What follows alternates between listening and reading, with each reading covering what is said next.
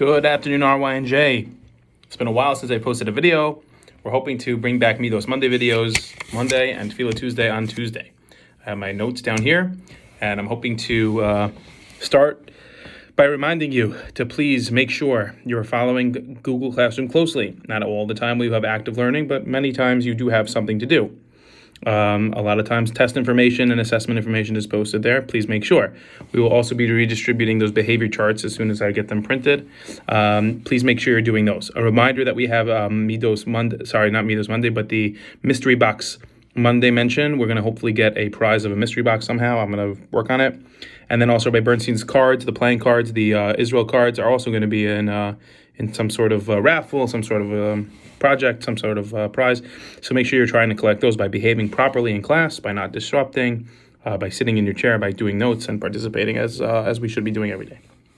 Today's Midah is basically continuing in our current theme of making the right choice. Let me just let that sit in for a second.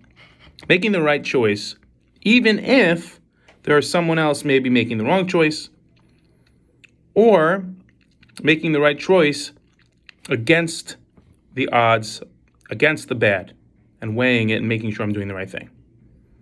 Let me give you one mashal. Recently, we've been reading a lot about the Mishkan in the Torah. The 5 parshios at the end of Shemos, starting with Truma all the way up to last week's Pekudei that Chaim Siskin read beautifully. It's all about the Mishkan, the details. How did they get the items? How did they get the materials they needed? So Rabbi Yankelovich asked this question last year, and the idea was that they got it from Mitzrayim. But each family had their own, items to give. And the lashon of the Torah, of who gave, was that it was kol nediv libo. Anyone who was of giving heart, anyone who was inspired to come and participate was able to give towards the Mishkan. They gave their metals, they gave their wool, they gave their whatever valuables that they had, and they were able to donate it to this mikdash, this Mishkan, so that HaKadosh Baruch Hu could have a dwelling place in this world, because it wasn't enough that HaKadosh Baruch Hu is everywhere. Hashem wants to have a special place where we can visit each other, kind of like a palace, where Hashem's presence can rest more above all other places in the world, and that would be the Mishkan and the Mikdash. So, it is phrased as whoever wanted to do it, did it. It wasn't forced upon them, and the people who did it wanted to. They made a decision, they chose a good path to have the Mishkan with them. In fact, the Nesiim we talked about another week were punished because they waited. They thought maybe that Bnei Yisrael wouldn't come up with all this stuff. They didn't have the heart to do it. They wouldn't have the passion to give it all. And the Bnei Yisrael thought, and the Nesiim thought, maybe we'll just wait till the end and we'll just give whatever is remaining. Which sounds like a great idea. Whatever is remaining, I'll write a blank check, whatever's left. If there's $1 million left after the fundraiser and you still haven't made all the money, I'm happy to write $1 million check. It sounds really nice. The problem is that everything was given and the Nesiim weren't able to give anything. They felt really bad about themselves. Please choose the right path. Be a nediv libo. Be somebody who wants to do good. And in this way, you'll be able to help yourself make the right choice. That's the first step. The second thing I wrote down here was that when you see something, it can make an impression on you. That goes for good and that goes for bad. So if you're looking for the good, if you're looking at people who are doing the right thing, classmates that are continually doing the right thing, if you're watching them and trying to emulate them, it's much easier to do the right thing. If you're always constantly hanging out or sitting next to or complaining, whatever, against the negative stuff, ultimately, unfortunately, it breeds negativity. It breeds breaking the rules. It breeds making a bad decision. That's what's going on around you. The eyes are the windows of the soul. Whatever the eyes see, it penetrates into the heart, it penetrates into the soul. And that's why when we watch somebody do a mitzvah, when we watch somebody do something good, it makes us feel good inside, helps us, it makes a positive impact. And chas v'shalom, the opposite could also be true. If we see something in a negative, or we're making a bad choice, it can impact us negatively on our neshama as well.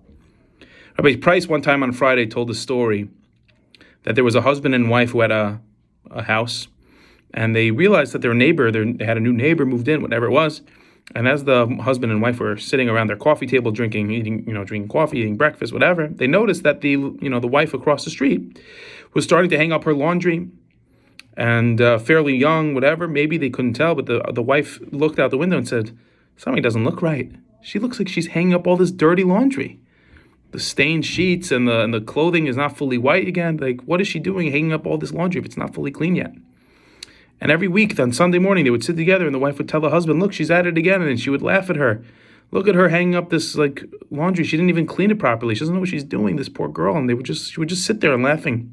And every week went by. Husband didn't say anything, just shrugged his shoulders or whatever. Then came a couple weeks later, let's say a month later, and all of a sudden they're sitting at their table, they're looking out the window, and the wife again sees the lady going out to hang up her clothing, and this time it's pristine, it's white. The clothes look great. Everything is hanging beautifully. White, pristine, no stains, no nothing. And the wife said, oh, you see, she finally realized. She learned how to do laundry. I wonder who taught her. I wonder who said something. Oh, wow, she finally realized. The husband turns a little bit red, turns a little bit white in the face, a little embarrassed. He says, actually, I don't think she learned how to do laundry. What do you mean? The wife looks confused. She never did it right. The husband looks back at her and says, actually, I just had somebody come and clean our windows. The windows were dirty and it made everything else look dirty. When the eyes are watching, when the eyes are looking at something that's not productive, when the eyes are looking at something not appropriate, when the eyes are doing something the heart follows the eyes. There's a role play that I want to end with. If you're walking outside to the bathroom and you notice a couple friends were still out there, they're doing the wrong thing and you know it. They should be in class. They don't want to be. Not only that, one of the kids takes out a phone, checks an NBA trade, texts his parents, emails with a Chromebook, whatever. They're breaking the rules. And you're surprised. And you don't see anyone doing anything about it. And you're probably thinking, maybe I should do the same thing. I can get away with it too. Does that make it right? Does that mean you should break the rules just because this person's not getting in charge? They got in trouble?